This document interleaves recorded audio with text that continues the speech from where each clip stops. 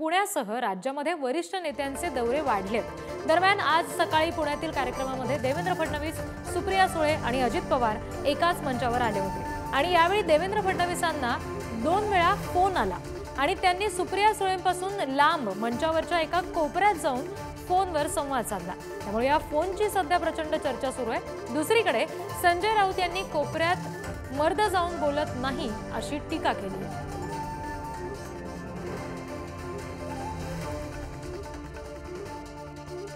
त्यांचा प्रश्न आहे,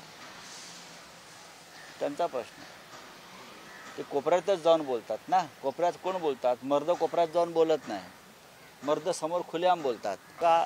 तो त्यांचा प्रश्न आहे,